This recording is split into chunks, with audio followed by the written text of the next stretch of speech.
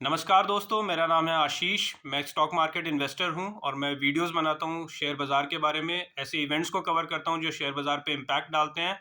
मैं individual companies को जो शेयर बाज़ार में लिस्टेड हैं उनको स्टडी करता हूं, उनका फंडामेंटल एनालिसिस करता हूं और फिर उन पे भी वीडियोस बनाता हूं। उसका पर्पस ये है ताकि एक ईज़ी वे में, एक सिंप्लीफाइड लैंग्वेज में जो बाकी इन्वेस्टर्स हैं जो शेयर बाज़ार में इन्वेस्ट कर रहे हैं या करना चाहते हैं, उन तक एक ईज़ी वे में एक इन्फॉर्मेशन पहुंच सके, सो दैट वो एक इन्फॉर्म्ड डिसीजन ले सके अपने इन्वेस्टमेंट का। तो आज भी मैं एक ऐसी कंपनी लेके आया हूँ जिस पे मैं बहुत बुलिश हूँ। जब मैं इस कंपनी को स्टडी कर रहा था, मुझे इस कंपनी ने सारे बॉक्सेस को टिक किया और मुझे ये कंपनी बहुत अच्छी लगी है। ये एक ऑटो एंसिलरी कंपनी है, जो ऑटो कंपोनेंट्स सप्लाई करती है ओईएम्स को। ओईएम्स यानी ओरिजिनल इक्विपमेंट मैन्युफैक्चरर। सो जैसे ये मारुति, हुंडई, हीरो होंडा तो अब नहीं है, hero MotoCorp, Bajaj auto, TVS, इस तरह के जो फाइनल प्रोडक्ट, फाइनल व्हीकल जो बेचती हैं उनको ओईएम्स कहते हैं। तो ये जो कंपनीज हैं ऑटो कंपोनेंट्स, ये सारे कंपोनेंट्स तो ये सारी कंपनीज नहीं बना सकती। तो बहुत सारे ऑटो एंसिलरी कंपनीज हैं जो अलग अलग तरह के कंपोनेंट्स बनाती हैं और फिर इन कंपनीज को सप्लाई करती हैं। तो इसी तरह से एक कंपनी है एसजेएस एंटरप्राइजेस, जिसके बारे में आज हम फंडामेंटल एनालिसिस करेंगे और देखेंगे कि ये कंपनी का परफॉर्मेंस कैसा है और फ्यूचर में ये कंपनी कैसा करने वाली है। मेरा व्यू इस पे बहुत बुलिश है और मुझे ये कंपनी बहुत अच्छी लगती है। एक इन्वेस्टमेंट कैंडिडेट बनता है मेरे हिसाब से, मेरे व्यू में। तो एसजेएस एंटरप्राइजेस की बात करते हैं। इसका जो अभी लेटेस्ट जो रिजल्ट आया हुआ है वो Q3 FY26 का आया हुआ है। बहुत ही जल्दी Q4 FY26 का रिजल्ट भी आने वाला है। जब वो रिजल्ट आएगा तो उस रिजल्ट्स को भी एनालाइज करेंगे और फिर उसकी बात करेंगे। फिलहाल जो रिजल्ट आया हुआ है Q3 FY26 का, उसकी परफॉर्मेंस देखते हैं। लेकिन उससे पहले एक बिजनेस देख लें, इस कंपनी का एक्चुअल बिजनेस क्या है, ये किस तरह की ऑटो कंपोनेंट सप्लाई करती है, क्योंकि बहुत सारे ऑटो कंपोनेंट्स होते हैं। एक व्हीकल में बहुत सारे कंपोनेंट्स लगते हैं, हज़ारों कंपोनेंट्स यूज़ होते हैं। तो एक ही कंपनी सारे कंपोनेंट्स तो नहीं बना सकती। अलग अलग कंपनीज अलग अलग तरह के कंपोनेंट्स बनाती है। तो एसजेएस एंटरप्राइज जो है ये एस्थेटिक्स के कंपोनेंट्स बनाती है। जो गाड़ी में एस्थेटिक्स के कंपोनेंट्स यूज़ होते हैं वो बनाती है, जिससे गाड़ी की शो बढ़ती है, जिसके बेसिस पे गाड़ी बिकती है, मैं ये बोलूँगा। क्योंकि आजकल कोई भी प्लेन गाड़ी और डल सी लुकिंग गाड़ी को कोई नहीं लेना चाहता। हर कोई चाहता है कि गाड़ी देखने में अच्छी लगनी चाहिए और उसके जो फीचर्स हैं वो शाइन करने चाहिए। तो इस तरह की गाड़ी सब लेना चाहते हैं। तो इसी तरह के कंपोनेंट्स ये कंपनी बनाती है। जैसे अगर आप लोगों ने भी गाड़ी ज़रूर खरीदी होगी, तो जब आप गाड़ी खरीदने शोरूम में जाते हैं तो जो सेल्समैन होता है वो ऐसे ही कंपोनेंट्स को हाईलाइट करके बताता है। फॉर एग्जांपल, वो जैसे मैंने भी जब गाड़ी खरीदी थी तो वो एक-एक कंपोनेंट को मार्क करके बता रहा था कि देखो इसमें क्रोम प्लेटेड ये कंपोनेंट्स लगे हुए हैं। तो ये क्रोम प्लेटेड से गाड़ी की शान बढ़ती है, इससे शो बढ़ती है, लुक एंड फील इम्प्रूव होता है। तो इस तरह के कंपोनेंट्स को सेल्समैन जो है हाइलाइट करता है। तो इसी तरह के कंपोनेंट्स ये बनाती है। अगर मैं कुछ कंपोनेंट्स की बात करूँ तो ये लग्ज़री बैजेस बनाती है। देखिए गाड़ी में आजकल सिंपल बैज नहीं लगे होते, सिंपल लोगो नहीं लगे होते, लग्ज़री बैजेस होते हैं। वो ये बनाती है। 2D 3D लोगोज़ लगते हैं, वो बनाती है। और ये व्हील कैप, अब ये नए नए कुछ प्रोडक्ट्स में भी ये एंटर कर रही है। जैसे इल्यूमिनेटेड लोगोज़ आजकल आने लगे हैं जो इलेक्ट्रॉनिक टाइप के दिखते हैं। वो ये कंपनी में अब रिसेंटली इसका न्यू न्यू प्रोडक्ट है जिसमें ये एंटर कर रही है और व्हील कैप्स ये बनाती है। और जो डिस्प्ले सिस्टम पे जो ऑप्टिकल प्लास्टिक यूज़ होता है उसको ये बनाती है। ऑप्टिकल बॉन्ड यूज़ होता है, वो प्लास्टिक ऐसे ही उस पे लगता नहीं है, ऑप्टिकल बॉन्ड की ज़रूरत पड़ती है, वो बनाती है। और ये बॉडी ग्राफिक्स बनाती है। जैसे आपने देखा होगा खासकर बाइक्स में, कार्स में भी है, जो कार एक्सेसरी का जो काम करते हैं वो बॉडी ग्राफिक्स करते हैं। तो वो ग्राफिक्स के जो सामान यूज़ होता है वो बनाती है। इसमें IML, IMD प्रोडक्ट्स भी बनाती है। जैसे IML का मतलब हुआ इन मोल्ड लोगो। तो लोगो आजकल ऊपर से नहीं लगते, जब मोल्डिंग में ही वो लोगो फिट होके आ जाता है। तो इस तरह के कंपोनेंट्स ये कंपनी बनाती है। तो अगर हम इसकी Q3 FY26 की परफॉर्मेंस देखें, बिजनेस परफॉर्मेंस देखें, तो इसका सेल्स जो है वो यानी रेवेन्यू 36.4% से ग्रो किया है, जो काफ़ी अच्छी ग्रोथ है। एबिटा इसका 56.9% से ग्रो किया है, तो ऑलमोस्ट 57%। तो यानी कि इसमें ऑपरेटिंग लेवरेज मिल रहा है कंपनी को। तो ऑपरेटिंग लेवरेज, जैसे हमने पिछली वीडियो में भी बात की थी, कि अगर EBITDA and profit after tax sales से ज़्यादा तेज़ी से ग्रो कर रहा है, सेल्स से ज़्यादा बढ़ रहा है, तो इसका मतलब कंपनी को ऑपरेटिंग लेवरेज मिल रहा है। सो ऑपरेटिंग लेवरेज मतलब कि कंपनी की फिक्स कॉस्ट सेम रहती है या कम बढ़ती है, और जब कंपनी का ओवरऑल प्रोडक्शन बढ़ता है तो कंपनी का फिक्स कॉस्ट कम बढ़ती है, तो कंपनी को ऑपरेटिव लेवरेज मिलता है। तो अगर हम इसका पैट देखें तो पैट 62.5% से ग्रो किया है, तो सेल्स 36.4% से और पैट 62.5% से, तो काफ़ी अच्छा ज़बरदस्त ऑपरेटिंग लेवरेज मिला है यहाँ पे कंपनी को। अगर आप देख रहे हैं कि मैं नीचे क्या देख रहा हूँ, तो ये मेरा एक छोटा सा हैंडी सा बुक है, कॉपी है, जिस पे मैं जब कंपनी के बारे में स्टडी करता हूँ तो नोट्स बनाता हूँ, सारे उसके डेटा पॉइंट्स लिखता हूँ, क्योंकि सारे डेटा याद रखना हर एक कंपनी के बारे में तो पॉसिबल नहीं है। तो ये अपने एक छोटे से नोट पैड पे में से मैं पढ़ता हूँ। अगर हम इस कंपनी का ब्रेकअप देखें तो जैसे ये मेजरली ऑटो ओईएम्स को ये प्रोडक्ट्स सप्लाई करती है, तो ऑटो ओईएम्स में टू व्हीलर्स आते हैं और पैसेंजर व्हीकल्स आते हैं, यानी कि मारुति हुंडई जो फोर व्हीलर गाड़ियाँ बनाती है, टाटा, और टू व्हीलर्स जो बजाज, हीरो मोटोकॉर्प और टीवीएस, ये सब जो टू व्हीलर्स बनाते हैं। और तो इनका एक टू व्हीलर का सेगमेंट है, एक पैसेंजर व्हीकल का सेगमेंट है, और एक तीसरा एक सेगमेंट और है जो छोटा सा सेगमेंट है, जो कंज्यूमर ड्यूरेबल का सेगमेंट। तो कंज्यूमर ड्यूरेबल में जो वॉशिंग मशीन, टीवी, इस पे भी जो लोगोज लगते हैं वो ये बनाती है। अगर इसका रेवेन्यू कंट्रीब्यूशन देखें तो टू व्हीलर में रेवेन्यू कंट्रीब्यूशन इनका 38.8% है, तो तकरीबन 39% का रेवेन्यू कंट्रीब्यूशन है। पैसेंजर व्हीकल में 42.3% का, तो ऑलमोस्ट 43% का रेवेन्यू कंट्रीब्यूशन है, और कंज्यूमर ड्यूरेबल्स में 15% का रेवेन्यू कंट्रीब्यूशन है। तो मेजरली टू व्हीलर और पैसेंजर व्हीकल में इनका अच्छा खासा रेवेन्यू कंट्रीब्यूशन है, और कंज्यूमर ड्यूरेबल में थोड़ा कम है, 15% ही है। अगर हम इसमें इसी सेगमेंट में इसकी रेवेन्यू की ग्रोथ रेट देखें तो टू व्हीलर में 48.7% का YOY रेवेन्यू ग्रोथ आया है, और पैसेंजर व्हीकल में 43.5% का YOY रेवेन्यू ग्रोथ आया है। तो ये रेवेन्यू ग्रोथ इनका बहुत ही अच्छा चल रहा है हर एक सेगमेंट में। और अगर इसको फर्दर एक और तरह से बिजनेस को अगर क्लासीफाई करें तो डोमेस्टिक एंड इंटरनेशनल, इसमें मेजरली इनका डोमेस्टिक बिजनेस ही है, 90% रेवेन्यू कंट्रीब्यूशन डोमेस्टिक बिजनेस से है, और एक्सपोर्ट्स का कंट्रीब्यूशन 10% ही है, तो मेजरली डोमेस्टिक बिजनेस से ही इनका कंट्रीब्यूशन है। इस कंपनी के लिए एक मीट्रिक, जितनी भी ऑटो एंसिलरी कंपनीज होती हैं, एक उसका एक इम्पॉर्टेंट मीट्रिक होता है जिसे कहते हैं कंट्रीब्यूशन पर व्हीकल। तो जैसे कि लगभग हर एक इंडस्ट्री में इस तरह का एक मीट्रिक होता है। जैसे होटल इंडस्ट्री में देखें तो एवरेज रेवेन्यू पर अवेलेबल रूम, अगर हॉस्पिटल देखें तो एवरेज रेवेन्यू पर ऑक्यूपाइड बेड, अगर हम टेलीकॉम इंडस्ट्री देखें तो आरपू जिसे कहते हैं एवरेज रेवेन्यू पर यूज़र। तो इसी तरह से ऑटो एंसिलरी कंपनी के लिए एक मीट्रिक यूज़ होता है कंट्रीब्यूशन पर व्हीकल।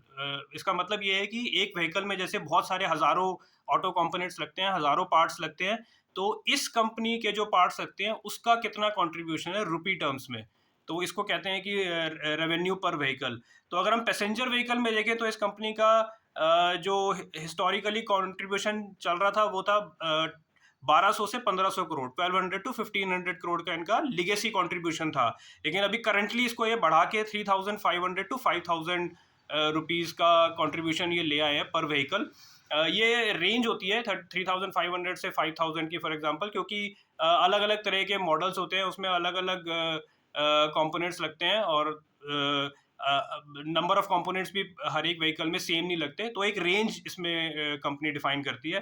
तो अभी करंटली 3500 से 5000 का कंट्रीब्यूशन पर व्हीकल है। इसका अगर फ्यूचर के लिए कंपनी ने गाइडेंस दिया है कि वो इसको जो इनका लेगेसी कंट्रीब्यूशन था तकरीबन 1200 से 1500 रुपीज़ का, उसको ये वहाँ से बढ़ा के 5 to 8x करना चाहते हैं। तो ये कंपनी का फ्यूचर टारगेट है। तो तकरीबन 8000 रुपीज़ के आसपास, 8000 रुपीज़ के आसपास ये उसका contribution they are looking to increase to that level.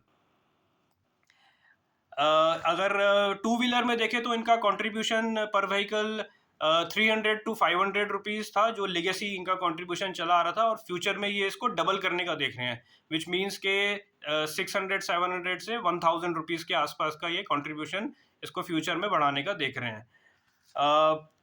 अब अगर हम बात करें, देखिए ये तो अभी करंट जो इसकी ग्रोथ चल रही है, जैसे सेल्स ग्रोथ मैंने बताया 36.4% की और पैट ग्रोथ 62.5% की, ये तो करंट ग्रोथ है। लेकिन इन्वेस्टमेंट के पर्सपेक्टिव से अगर देखें तो हमें करंट ग्रोथ से भी ज़्यादा ये देखना होता है कि कंपनी फ्यूचर में ग्रोथ ला सकती है या नहीं ला सकती। और अगर कंपनी कह रही है कि फ्यूचर में भी ग्रोथ लेके आएगी, तो वो ग्रोथ आएगी कहाँ से? उसके लिए कंपनी ने क्या बोला है, क्या गाइडेंस दिया है, क्या कंपनी कोई नए प्रोडक्ट्स ला रही है, क्या कंपनी नई जोग्राफीज में एंटर कर रही है, नई नई अलग अलग कंट्रीज में जा रही है। तो उसके लिए कंपनी क्या गाइडेंस दे रही है, कोई नया केपेक्स कर रही है या ऑलरेडी रिसेंटली कोई केपेक्स किया है कंपनी ने, तो कोई नया प्लांट कंपनी एस्टैब्लिश कर रही है या एग्जिस्टिंग प्लांट में कैपेसिटी बढ़ा रही है या एग्जिस्टिंग प्लांट की कैपेसिटी यूटिलाइजेशन कंपनी इंक्रीज कर रही है।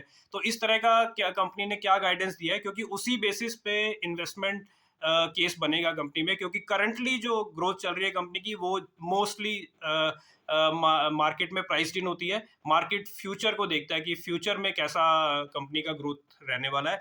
तो उसके लिए कंपनी ने काफ़ी सारी इंफॉर्मेशन दी है। जैसे कंपनी न्यू कस्टमर्स को एक्वायर कर रही है। अभी रैप्टी करके एक कस्टमर को कंपनी ने एक्वायर किया है। ये ईवी में है, इलेक्ट्रॉनिक व्हीकल में, टू व्हीलर सेगमेंट में ये कंपनी है। तो इसको कंपनी ने अभी as a new customer addition किया है। और एक अर्बन कंपनी का तो नाम हम सभी ने सुना है। अर्बन कंपनी एक वाटर प्यूरिफायर बनाती है, तो उसके कंपोनेंट्स ये कंपनी सप्लाई करेगी, एस्थेटिक्स के component, not the core component, but जो एस्थेटिक्स के लोगो वगैरह जो होते हैं वो ये कंपनी अर्बन कंपनी के वाटर प्यूरिफायर के लिए कंपनी सप्लाई करेगी। तो ये न्यू कस्टमर एडिशन है।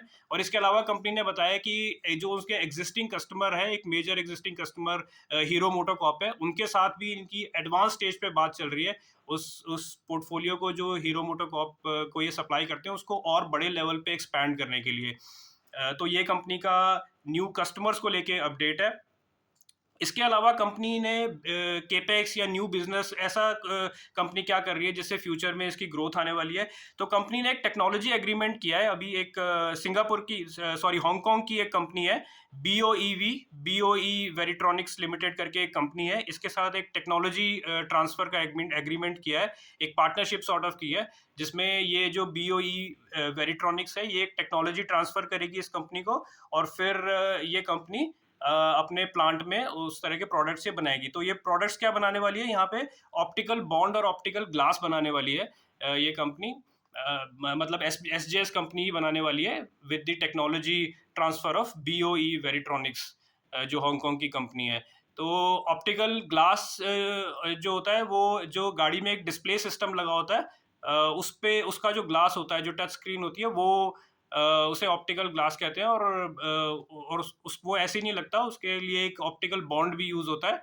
तो ये दोनों प्रोडक्ट्स कंपनी बनाने वाली है with the technology transfer from बीओईवी।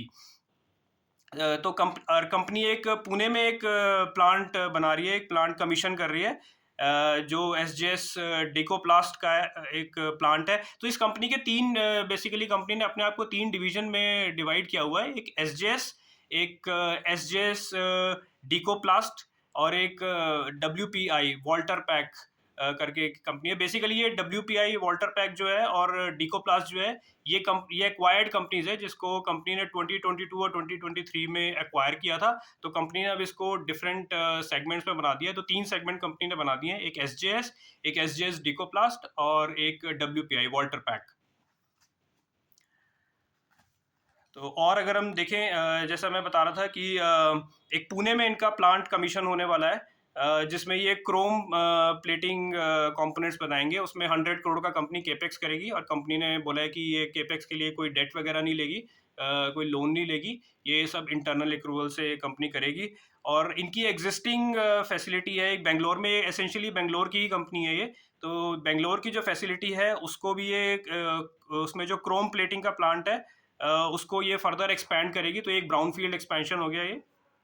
और एक ग्रीनफील्ड प्रोजेक्ट भी कंपनी लगा रही है, जिसमें ये कवर ग्लास और डिस्प्ले सिस्टम बनाएगी। एक हसूर में ये प्लांट लग रहा है, और इसकी जो सेल्स है वो FY28 में स्टार्ट हो जाएगी। यानी कि अब ये FY27 शुरू हो गया है, तो नेक्स्ट ईयर से उसकी सेल्स स्टार्ट हो जाएगी। और फर्दर कंपनी ने बोला है कि ग्रोथ के लिए कंपनी न्यू प्रोडक्ट्स भी डेवलप कर रही है, जिसमें कंपनी ने बोला है कि ऑप्टिकल कवर ग्लास बनाएगी, इल्यूमिनेटेड लोगोज बनाएगी। तो अब गोइंग फॉरवर्ड फ्यूचर में सिंपल लोगोज नहीं लगेंगे, इल्यूमिनेटेड लोगोज लगेंगे, जो इलेक्ट्रॉनिक टाइप के लोगोज ऐसे दिखते हैं। तो वो भी कंपनी बनाने वाली है, ये कंपनी का न्यू प्रोडक्ट है। और IME पार्ट्स, इन मोल्डेड इलेक्ट्रॉनिक पार्ट्स भी कंपनी बनाएगी। तो ये नए प्रोडक्ट्स हैं जो कंपनी इंट्रोड्यूस करने वाली है। और एग्जिस्टिंग कंपनी ने बोला है कि एग्जिस्टिंग प्रोडक्ट्स का भी जो पोर्टफोलियो है वो कंपनी क्रॉस सेल करेगी डिफरेंट कस्टमर्स को।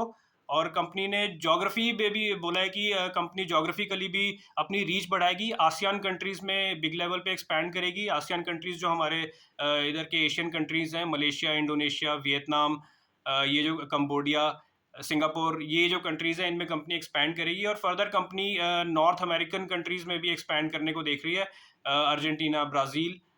तो ये कंपनी ज्योग्राफिकली भी एक्सपैंड करने को देख रही है। और मोस्टली जो केपेक्स है, कंपनी ने बोला है कि जितना भी अभी मैंने बताया कि जो ब्राउनफील्ड और ग्रीनफील्ड एक्सपेंशन हो कंपनी ने अनाउंस किया है, ये मोस्टली इसका सारा केपेक्स का जो एक्सपेंस है वो कंपनी इंटरनल एक्रूवल से ही बेयर करेगी। इसके लिए कोई डेट वगैरह नहीं लेगी कंपनी। तो ये भी एक इन्वेस्टमेंट पर्सपेक्टिव से अच्छी बात है कि कंपनी डेट नहीं लेगी। तो इसके लिए एक तो फाइनेंस कॉस्ट नहीं लगेगी, जो डेट पे जो इंटरेस्ट देना पड़ता है वो कॉस्ट नहीं लगेगी, और डेट का कंपनी पे लोड भी नहीं पड़ेगा। और कंपनी अपने एक्सपोर्ट को बढ़ाने के लिए देख रही है। तो जैसा मैंने बताया कि आसियान कंट्रीज़ में एक्सपैंड करेगी, और साउथ अमेरिकन कंट्रीज़ में एक्सपैंड करेगी, और थोड़ा बहुत नॉर्थ अमेरिका में भी एक्सपैंड करेगी। तो कंपनी अपना इससे एक्सपोर्ट का अपना कंट्रीब्यूशन कंपनी बढ़ा के 15% करने को देख रही है। और हीरो मोटोकॉर्प से पार्टनरशिप के बारे में जैसे मैंने बताया कि वो एक बड़ी पार्टनरशिप कंपनी करने का ट्राई कर रही है। और इसके लिए जो डिस्कशंस है वो बहुत एडवांस स्टेज पे कंपनी ने बताया कि चल रहे हैं। और फर्दर कंपनी ने बोला है कि एबिटा मार्जिन जो है वो that will continue to expand, वो एक्सपैंड होता रहेगा। इसका मतलब कंपनी को ऑपरेटिंग लेवरेज मिलता रहेगा। तो ये कंपनी ने इंश्योर किया है। और कंपनी ने फर्दर बताया है कि जो हाई वैल्यू प्रोडक्ट्स हैं उनकी डिमांड काफ़ी अच्छी दिख रही है कंपनी को। तो जितना हाई वैल्यू प्रोडक्ट की डिमांड ज़्यादा रहेगी उतना कंपनी का मार्जिन बेटर रहेगा। तो ये भी फर्दर कंट्रीब्यूट करेगा ऑपरेटिंग लेवरेज में। और कंपनी ने बोला है कि ये मर्जर एंड एक्विजिशन भी करेगी गोइंग फॉरवर्ड। क्योंकि देखो जितनी भी ऑटो एंसिलरी कंपनीज होती हैं इनके लिए मर्जर एंड एक्विजिशन बहुत इंपॉर्टेंट होता है। क्योंकि सारे प्रोडक्ट्स अगर इनको कंपनी को एक्सपैंड करना है, बड़ा बनना है, तो ये सारे प्रोडक्ट्स तो ये खुद नहीं बना सकती। तो मतलब सोचने की बात ये है कि अगर मान लो कंपनी खुद अगर सारे प्रोडक्ट्स बनाने की कोशिश करेगी तो पहले कई सालों का R&D करना पड़ेगा, एक प्रोडक्ट को डेवलप करना पड़ेगा, फिर उस प्रोडक्ट को OEMs के पास ले जाके वहाँ प्रेजेंटेशन करनी पड़ेगी, उसको पास करवाना पड़ेगा, उसको देखना पड़ेगा कि उनके ऑटोमोबाइल में ये कंपोनेंट कैसे यूज़ हो सकता है, कैसे वो वैल्यू बढ़ा सकते हैं। तो ये बहुत लंबा एक कई साल का प्रोसेस होता है। तो इससे बेटर ये होता है कि जिस भी कंपनी को बड़ा बनना है, एक एक्सपैंड करना है, तो वो देखती है कि कोई और कंपनी है जिसने एक या दो प्रोडक्ट का पोर्टफोलियो बना दिया है और वो ऑलरेडी अप्रूव्ड है OEM से। तो कंपनी उस कंपनी को एक्वायर कर सकती है और इस तरह से अपना पोर्टफोलियो ऑफ प्रोडक्ट्स कंपनी बढ़ाती है। तो सारी अगर हम जो बड़ी ऑटो कंपोनेंट कंपनीज हैं, ऑटो एंसिलरी कंपनीज हैं, चाहे वो मिंडा कॉर्प हो, मदरसन हो, या और दूसरी जो कंपनीज हैं, उन सब ने यही एक एक्सपेंशन का रूट लिया है। बहुत सारे मर्जर्स एंड एक्विजिशन करके एक एक दो दो कंपोनेंट्स की कंपनीज को एक्वायर करके उनसे टेक्नोलॉजी ट्रांसफ़र लेके उनका प्रोडक्ट पोर्टफोलियो लेके अपने आप को एक्सपैंड किया है। तो ये कंपनी भी यही बोल रही है कि ये भी आने वाले टाइम में मर्जर एंड एक्विजिशन करेंगे, जैसे वो पास में भी करते आए हैं। 2022-23 में इन्होंने डीकोप्लास्ट और वॉल्टर पैक को एक्वायर किया था। तो फ्यूचर में भी ये मर्जर एक्विजिशन करते रहेंगे। अगर हम कैपेसिटी यूटिलाइजेशन की बात करें तो कंपनी का जो SGS जो लिगेसी कंपनी है उसमें 75% इनका कैपेसिटी यूटिलाइजेशन है। और जो दो कंपनीज उन्होंने 22-23 में एक्वायर की थी, डीकोप्लास्ट और वॉल्टर पैक, उसमें डीकोप्लास्ट में 95% का कैपेसिटी यूटिलाइजेशन है और वॉल्टर पैक में 75% का कैपेसिटी यूटिलाइजेशन है। तो कैपेसिटी यूटिलाइजेशन भी इसमें इंक्रीज होने की पॉसिबिलिटी है। जो 75% पे चल रहा है वो इंक्रीज होके 80-85% तक जा सकता है। और अगर हम इसमें एक इम्पॉर्टेंट चीज़ और ये है जो कंपनी के अपडेट में मैंने नोट किया कि जनरली जब कंपनी अपने स्टार्टिंग फेज में होती है तो प्राइवेट इक्विटी इन्वेस्टर्स उस कंपनी में आ जाते हैं और उस कंपनी में एक हिस्सेदारी खरीद लेते हैं और फिर कई सालों तक वो उसमें रहते हैं। तो लेकिन एक हैंग, जब भी प्राइवेट इक्विटी इन्वेस्टर उस कंपनी में होता है और लिस्ट होने के बाद तक वो उसमें रहता है, तो एक एक ओवरहैंग बना रहता है, क्योंकि प्राइवेट इक्विटी इन्वेस्टर को अल्टीमेटली अपनी होल्डिंग बेचनी होती है। और तो उसके चक्कर में कंपनी का शेयर प्राइस कभी बहुत ज़्यादा बढ़ नहीं पाता, क्योंकि एक ओवरहैंग रहता है कि ये कब बेचेगा आके, कब बेच देगा, क्योंकि एक अच्छी खासी होल्डिंग होती है। तो इस कंपनी में भी एक प्राइवेट इक्विटी इन्वेस्टर की होल्डिंग थी, एवरस्टोन करके, काफ़ी well known private equity PE investor है, जिसकी 30% होल्डिंग थी।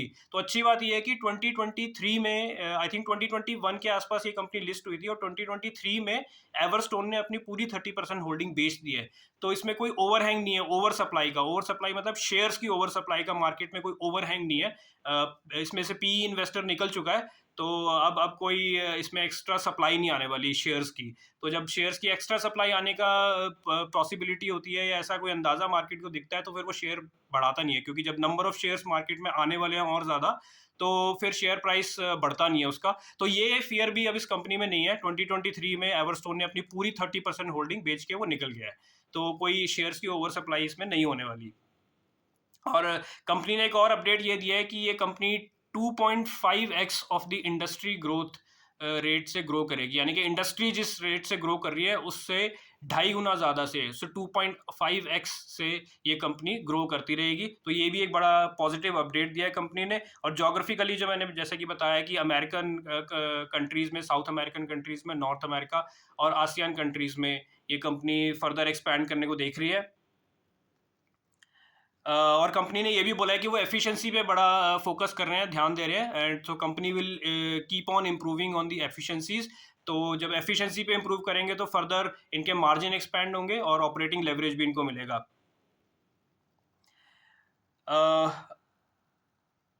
तो बस यही है इस कंपनी में। तो ये सारी जो पॉइंट्स को ये टिक कर रही है, इसका एग्जिस्टिंग ग्रोथ रेट बहुत अच्छा चल रहा है, और फ्यूचर में भी इसकी अच्छी ग्रोथ रेट बने रहने की पूरी प्रोबेबिलिटी है। जिस तरह की कंपनी ने अनाउंसमेंट्स किए हैं, या फ्यूचर ग्रोथ गाइडेंस दिए हैं, या जिस तरह की कंपनी एक्सपैंड करने को देख रही है, तो फ्यूचर में भी इसका ग्रोथ अच्छा आता रहेगा। आई थिंक इसमें और कोई पॉइंट अभी मैंने मिस नहीं किया है। हाँ, एक और चीज़, एक और इम्पॉर्टेंट पॉइंट जो मुझे याद आया, मैं इस कंपनी का कॉन कॉल सुन रहा था।